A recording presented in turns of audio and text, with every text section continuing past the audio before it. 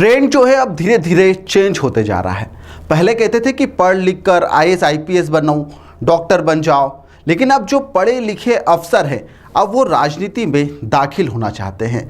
उन्हें राजनीति लुभाने लगी है। जी हाँ, अब आप क्या सोचते हैं कि अधिकारी बनना अच्छा है या फिर एक नेता बनना अच्छा है? कुछ दिन पहले हमने आपको एक खबर दिखाई थी जिसमें एक सरपंच जो महिला थी, महिला सरपंच, वह चुनाव जीतती है। उसके बाद में वह टीचरशिप में चली जाती है। कहती है कि मुझे बच्चों का भविष्य सुधारना है, इसलिए मैं राजनीति छोड़कर टीचर बनना चाहती हूँ, और अपने पद से इस्तीफा दे देती है। लेकिन हर कोई ऐसा नहीं होता। अब एक बड़े अधिकारी हैं जो राजनीति में आने की सोच रही है। जी हाँ, हम बात कर रहे हैं निशा बांगरे की, जो कि छतरपुर जिले की डिप्टी कलेक्टर के पद पर पदस्थ हैं और अब वह राजनीति में आना चाहती है। यह खबर अब चर्चा का विषय बन चुकी है। दरअसल मध्य प्रदेश के बैतूल जिले से अमला विधानसभा क्षेत्र से चुनावी मैदान में यह उतर सकती है। हालांकि किसी पार्टी से वह चुनाव सफर तय करेगी या फिर शुरुआत उससे करेगी, यह भी बिल्कुल भी साफ नहीं है। लेकिन आगामी चुनावों में उनकी भागीदारी होगी, इस बात से बिल्कुल भी नकारा नहीं जा सकता है। दरअसल डिप्टी कलेक्टर निशा अग्रवाल वर्तमान में जो छतरपुर जिले के लवकुश नगर में एसडीएम के पद पर पदस्थ है। अपने सरल सहज कार्यशैली के लिए वह जानी जाती है। उन्होंने बताया कि बतौर डिप्टी कलेक्टर उनकी पहली पोस्टिंग बैतूल जिले में हुई थी। वहां लगभग 3.5 साल का कार्यकाल उन्होंने गुजारा और इस दरमियान अमला में जितनी भी उन्होंने अपनी सेवाएं दी हैं, वहां की जनता ने उन्हें बेहद स्नेह दिया है और उन्होंने अपने कार्यकाल में सामाजिक न्याय और समाज के अंतिम छोर को जो शासन की योजनाएं हैं उसका लाभ पहुंचाने के लिए अपनी जी जान लगा दी थी। इसलिए वहां की जनता इन्हें काफ़ी पसंद भी करती है।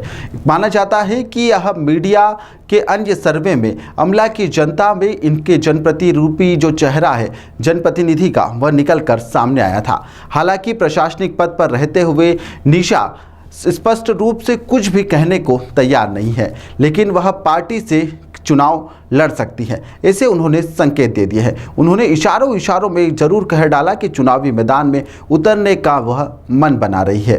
क्या कुछ कहा उन्होंने, चलिए आपको सुनाते हैं।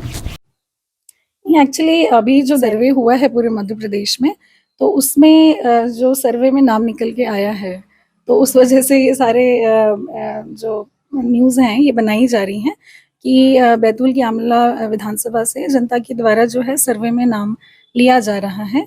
तो एक शासकीय सेवा में होते हुए मेरी तरफ से ऐसा कोई स्टेटमेंट नहीं है, लेकिन इस तरीके के सर्वे में नाम आ रहा है। मेरा तो हमेशा से ही यही उद्देश्य रहा है कि भारतीय संविधान की जो मूलभूत बातें हैं उसको हम लोगों तक पहुंचाएं और उसके लिए कार्य करें।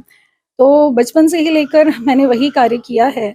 मल्टीनेशनल कंपनी में जब इंजीनियर थी तभी मैं कॉर्पोरेट सोशल रिस्पॉन्सिबिलिटीज़ के माध्यम से अपने कार्यों को करती रहती थी कि किस तरीके से पंक्ति के अंतिम व्यक्ति तक जो है शासन की योजनाएं और उनको लाभ मिल सके। उसके बाद डीएसपी में भी मेरा चयन हुआ, उसके बाद डिप्टी कलेक्टर में चयन हुआ और पहली बार मुझे बैतूल में पोस्टिंग मिली।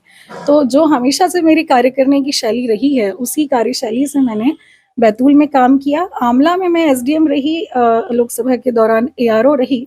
तो मेरे कार्य को वहाँ की जनता ने सराहा और बड़ा मुझे खुशी महसूस होती है कि वहाँ की जनता ने मुझे एक बहन, एक बेटी के रूप में स्नेह और प्यार दिया है।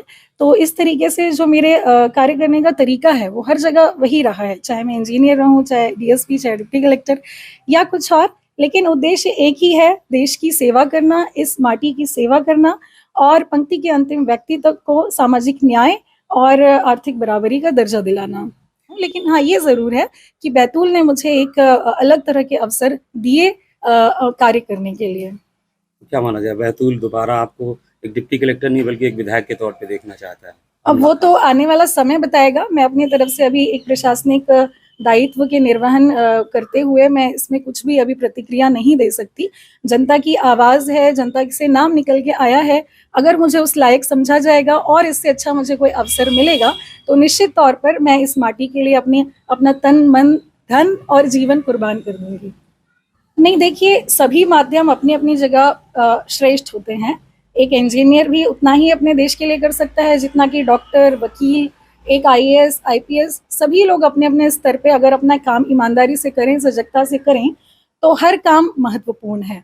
तो मैं ये बिल्कुल नहीं कह सकती कि एक अधिकारी के तौर पे मैं नहीं कर पाती हूँ, मैं ज़रूर कर पाती हूँ, लेकिन निश्चित तौर पे अगर इससे अच्छा मुझे मौका मिलेगा तो मैं उसके बारे में सोचूंगी, क्योंकि हमें हमेशा प्रोग्रेसिव थॉट का होना चाहिए। तो मेरी प्रगतिशील विचारधारा है, अगर कोई और अच्छा मौका मिलेगा तो मैं उसके बारे में अपने परिवार से राय मशवरा करके इसके बारे में विचार करेंगे। यह पहले अधिकारी नहीं है जो ऐसा कर रही है, इससे पहले भी कई अधिकारी ऐसा कर चुके हैं, आज किसी पद पर भी हैं और राजनीति भी कर रहे हैं। तो कुछ का राजनीतिक करियर अच्छा नहीं रहा। फिलहाल निशा का राजनीतिक करियर कैसा रहता है यह देखने लायक होगा। फिलहाल के लिए आप लपेटा देखते रहिए।